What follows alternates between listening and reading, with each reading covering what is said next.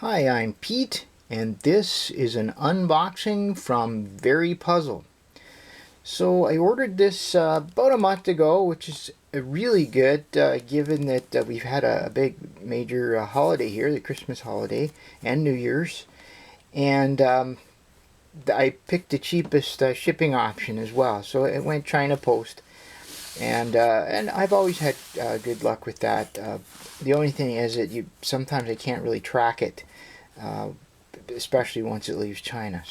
But anyway, here we go. I'm looking forward to this. What I'm expecting to find in here actually are two puzzles, but basically it's the Void Tuttminx that the Very Puzzle has just come out with. So with that in mind, let me see if I can find my way into this box here. So yeah, I really like Tuttminx, and I think those of you who've watched some of my videos see I have two Tuttminx already. I have the classical Tuttminx, and I have the regular, the curvy Tuttminx, Very Puzzle made. I really like those, and I actually like face-turning icosahedral type puzzles in general. I just recently got the Radiolarium 3, which is a face-turning icosahedron. So yeah, I like this kind of puzzle. So there we go. So I've opened the box here, and I'm just going to put my knife away because it's very sharp. Yeah, so there we go. I was wondering how this would look. The Void Tuttminx is supposed to come with a clear dome, which looks really nice, and I can sort of see it looks like it's inside. The puzzle is actually shipped inside the dome, so that's good. A humongous stickering job. Tuttminx has 32 faces. Okay, so this is the Snow Mystery, and it looks like I also have to sticker that. And what they were doing on the Very Puzzle website in their videos, you were using this as a stand for the Void Tuttminx. So it's kind of a nice thing, and it's a nice puzzle in its own right. So, okay, so Very Puzzles always packs a data sheet with their puzzles, so that's kind of nice to have that.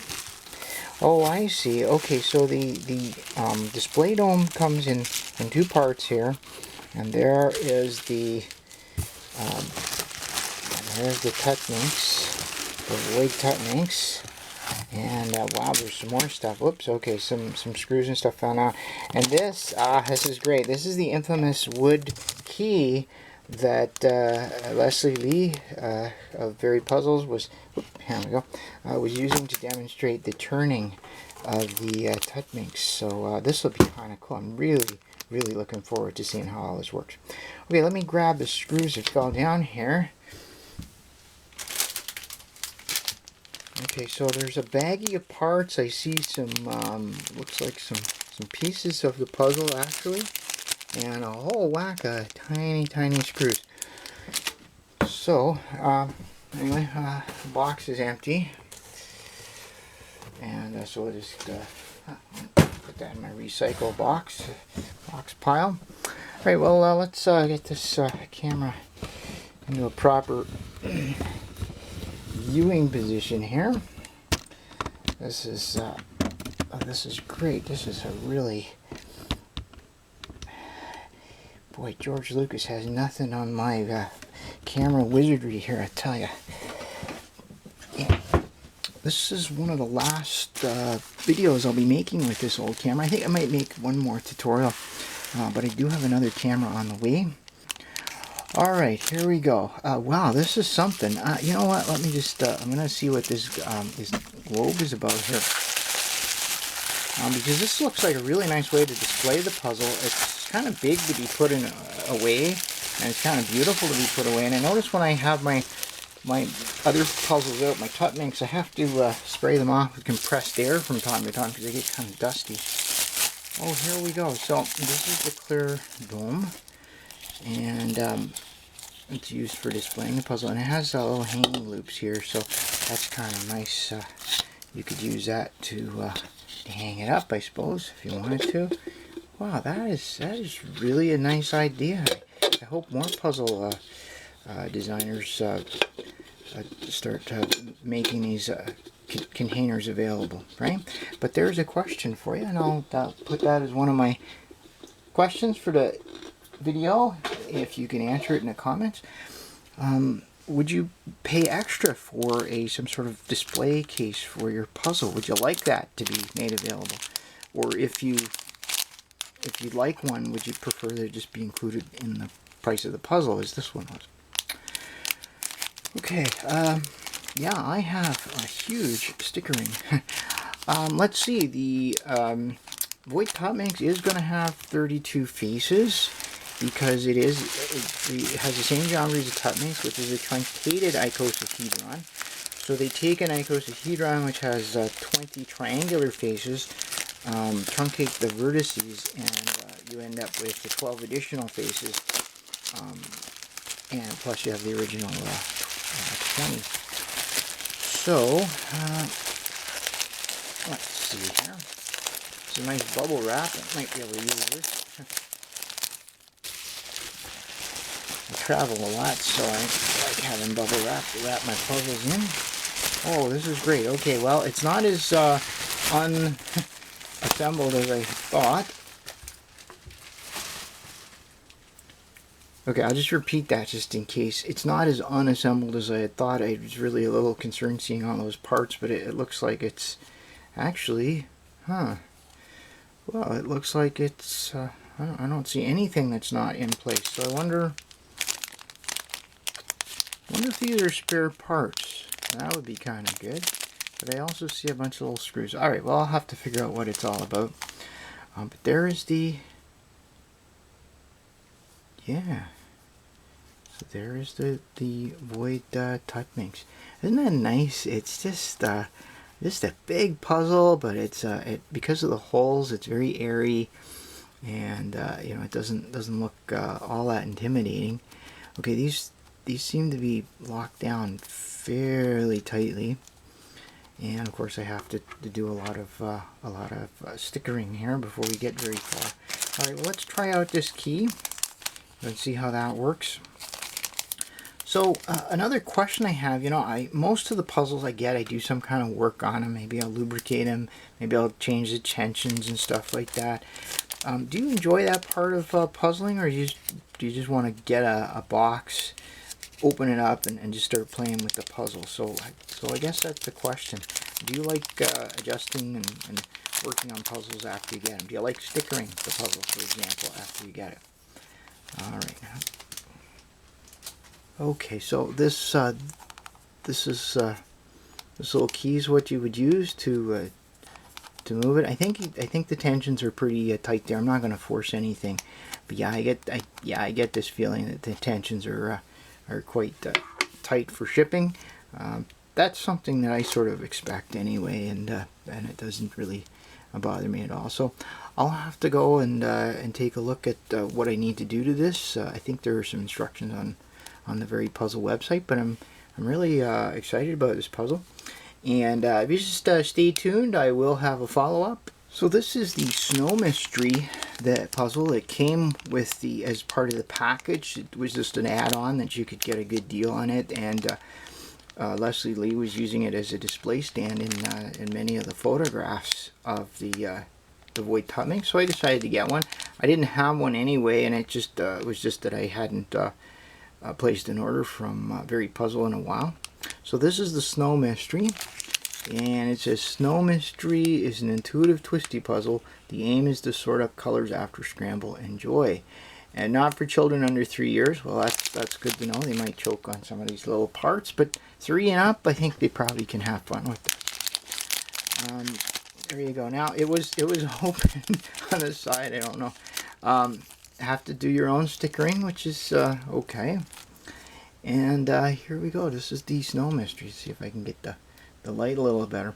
So you know, it said on this puzzle 3 years and older. You know, what age do you think kids are able to start doing puzzles? Say the Rubik's Cube, or even like a Void Tuttminx like this. What age would you give to a child? One of my other videos, they were talking about on the box, I think it said 14 and up, and I had quite a few kits who were 13 or younger saying, "Hey, I can solve that," and of course they can. I think kids can solve puzzles at a very young age, but I don't know if they put something on the box. I guess the manufacturers don't want the parents to buy something that's too hard for the kids. But yeah, what age would you give a kid a puzzle like this to try? Alright, so that's the snow mystery. So I guess you just, it has colors here, and it has colors around the middle, and you just turn these little antler-like things. I don't know what you even call them. They look like antlers to me. And then, oh, I see. This is, okay. So this is, it has 2 layers. 1, 2, 3, 6, 6 colors. So this is basically, because these will be all the same color. So the points don't count. It's the whole face. So this is like some sort of hexagonal prism, I think, is how it would be solved. Well, that's really cool. I think, oh, well, no, it won't be actually, because each individual stem turns. So it's, I don't even know what that is. A face turning, something or other. Well, this is really cool, and I'm looking forward to yeah, to actually solving this little puzzle and getting it stickered and seeing. So the way Leslie Lee was demonstrating this in all of the videos, he kind of turned everything up, I guess, and then he would stand the puzzle on it, which I think is brilliant. It's a great way to, you know, somebody grabs the puzzle to play with this, and then there's another puzzle left behind it. I think that's awesome. Be nice to have a set like that. Okay, well, I have a lot of stickering to do. I have some adjustments to do, and so I'll come back after I have done all of that and give you my my follow-up. All right, thanks for watching the unboxing part, and we'll see you after the break. So it's been a couple of days, and I've been doing a lot of stickering. I stickered the Snow Mystery, and I stickered the Void Tuttminx. It took quite a while, but I'm glad it's done. And it was kind of fun to try and work out a color scheme and sticker everything. So the little Snow Mystery, I'm really glad I got this. This was a sort of an add-on that you could add to the kit, and Leslie Lee was using these as a stand for the Void Tuttminx when it was in its clear protective dome. So that's one way to use it. But certainly it's a fun little puzzle in its own right, and basically it just has 2 layers. And then these little branches which rotate, and then you just you know, line them all up, and you can put the puzzle back into its solved state, which is where all the colors match. Now, I did mine so that the colors on opposite sides were a mirror image, but the do-it-yourself kit that you get when you order it along with the Void Tuttminx, you can just pick your own color scheme. So I just set it up so that if you notice, we have pink and blue here, and then I flip it over in pink and blue, and so the colors are mirror images of each other. It was just a choice that I made, and that's so I consider that to be the solved state when everything's the same color on both sides. So to use it as a little stand for the Void Tuttminx, you just turn all the little horns or tips 90 degrees here, and now it becomes a little holder for the Void Tuttminx. Kind of cool, eh? So here's the Void Tuttminx. What a giant puzzle. One of the reasons I'm back so far with the camera is that I have to get back to take in this whole enormous puzzle. It comes with this wooden key. When I was demonstrating it when I first unboxed it, I really wasn't able to turn any of the faces. And that was, I just didn't want to force anything. As it turns out, you know, everything has to be aligned very carefully, but really it turns very well. It took just a little bit of oomph maybe to get some of them going the first time. I put a little bit of silicone oil lubricant in just just on some of the back edges here, and that helped a little bit. But mostly it was just making sure that everything was perfectly aligned, and you know, because it really is a very, very precision mechanism. But it's not hard to turn at all with this key. This key is kind of made of a very hard wood. I'm actually surprised it's not particle board. It's actually a solid piece of wood, something that you'd use to make furniture out of. So, you know, it's a well done to Leslie for including that. I'm kind of toying with the idea of maybe drilling a little hole in it, and so I can somehow attach it to my puzzle when I'm not using it, but I don't know. As far as turning the puzzle without the key, it is possible, but it's just not a very comfortable thing to do. It's really hard to kind of grip it, so I think that turning it with the keys is going to be the right answer. And I really think that holding it in one hand and then turning the puzzle while you hold the key steady might also be a viable way. It's actually not that light, even though it's a very, very big puzzle. I want to give you some idea of how big this Void Tuttminx is. This is the original, one of the original Tuttminx. That is the original Tuttminx from Very Puzzle, and here's the classical Tuttminx from Very Puzzle. So you can see, definitely, I have to get a far shot here. So you can see that it's quite a bit larger than these original puzzles. As a matter of fact, if you want to use a Terraminx to compare, what we see is that it's actually larger. Oops, sorry about that. We see that it's actually larger than a Terraminx. Just in terms of its height, it's not heavier than a Terraminx. It's actually quite light. The Terraminx is quite large. So how does it compare in size to a Petaminx, you might ask? Well, let me see. This is what we have here, and it's actually the Petaminx. In all fairness, it's a little bit taller, and certainly the Petaminx is much larger, much more massive, much heavier. But it's an interesting comparison to draw anyway. The Void Tuttminx comes with this acrylic globe, which is in two parts, and you put the globe in here, and ooh, it has a little hanging tab here. It wouldn't be any difficulty actually to remove that with a Dremel or a sharp hobby knife if you didn't want the tab. And but I think it's kind of handy. So there it is. It's in its enclosure, and let's see if I can get everything to close right up. Got to get it to actually close. Okay, I know I can do this. And so then you would either just kind of put it on your desk, but you see it rolls around. So that's where the little snow mystery comes in, and it's a cute way of.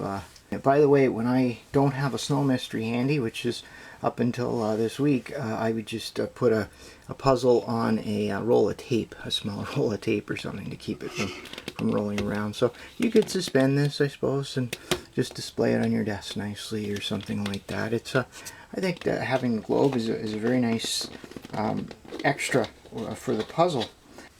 So the Void Tuttminx came with a little baggie of spare parts. It came with some extra edges and corners, and some internal structure pieces, which is nice.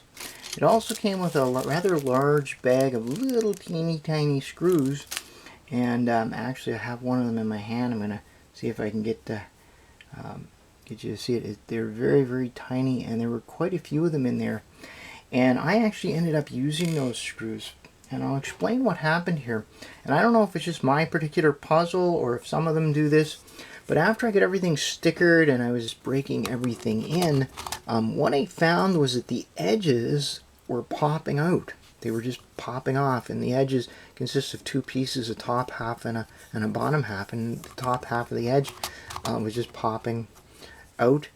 And, you know, I thought, well, you know, it's had a long trip, and, you know, maybe it's just, maybe it sat in the cold for a while, and it's just got thermal cycled or something like that. But I couldn't quite get them to stay. They would all pop. So I haven't heard of anyone having this issue, but I do know that Very Puzzle offers these extra screws in the kit, and the purpose of those screws is to hold the top half of the edge to the bottom half. So in other words, they do see that that could be a problem. So I went ahead and I added all those screws. It was a bit of work. It didn't take that long, but there's a little bit of a trick that I used to make it much easier. You see, the puzzle's assembled, which means that the way that you will put those screws in is you need a very long screwdriver, one that will go through the top of the puzzle and all the way to the bottom. And you also need a way to get these little teeny tiny screws into the holes, lined up with the holes. Well, you really can't reach in there with your fingers. It's almost impossible with the puzzle assembled. So what I did, I just made myself a little assembly tool, and all I did was I used a paper clip. Just bent a paper clip. I made a little handle on one end and just a little U-shaped loop on the other. So you put the screw in the U-shaped loop, and it's sitting there, and then I can just very easily just put the screw in at the bottom with it all lined up, and get it all lined up over the hole. Catch the screw through the top, and then I because this is a U, I just push the tool off of it before I screw it down. Okay, so I made this little tool, and didn't take me very long at all to put all those screws in, and it made all the difference in the world. It's you know, they don't pop at all now, and you know, I don't have to worry about it falling out if I bring the puzzle somewhere. So other than that, I didn't have to really adjust any of the mechanism. A couple of the faces were just a wee bit tight, and I adjusted the screws a very small amount, maybe 1/8 of a turn. They're little triangular shaped pieces on the corners, behind the corners here, and yeah, just 1/8 of a turn on the corners of a face that's a little tight, and that's all it takes. But most of these I didn't have to adjust at all. I just had to put a little bit of silicone lube on the backs of them, and then just work them a little bit, and they're fine. They work very well. So the one thing I haven't done with this puzzle yet is solve it, and part of the reason for that is, you know, it took me such a long time to sticker it, and I actually had a few other stickering projects to do during my week off, and so I wanted to concentrate on that. And really, I don't know how long it's going to take me to solve. If it solves like a regular Tuttminx, then, you know, an hour, 90 minutes, something like that. But I don't know what the void aspect of it's going to do, whether that's going to cause parodies or something like that. So that's the unknown, and that's why I didn't want to scramble it and before I did my follow-up. But now that my follow-up's done, I'm going to be scrambling this thing up, and I will be solving it, and I'm really looking forward to that. So you know, I'm really happy I got this puzzle. I really am. I'm very pleased with all the puzzles I've got from Very Puzzle, and this is no exception. Now, one of the questions I wanted to ask you was about stickers, because this puzzle does have a lot of stickers. There's 32 faces. At the very least, you need 20 different colors, unless you want to just have 2 faces that are the same color. So my question then is, you know, the stickers that you get from Very Puzzle are okay, but you know, would you pay extra for high quality stickers, premium stickers? So these stickers are good. I got Oliver stickers for my 2 Tuttminx, and added those later, which of course, you know, you've already stickered them, and then you have to take all the old stickers off that you've already done, and then put new stickers. So would you pay extra from the factory if the factory offered premium stickers? So instead of sending you 42 good quality or okay quality stickers as they do, would you pay, say, another $10 or so to get a pack of really high quality stickers, the sort of thing that Oliver or Cubesmith puts out? So that's the question I'm going to leave you with. If you have any more any questions or comments for me on this unboxing and follow-up, or any other of my puzzles or videos, feel free to leave comments. I enjoy reading your comments and hearing what you have to think. So that's it for me for the Void Tuttminx. Thanks for watching.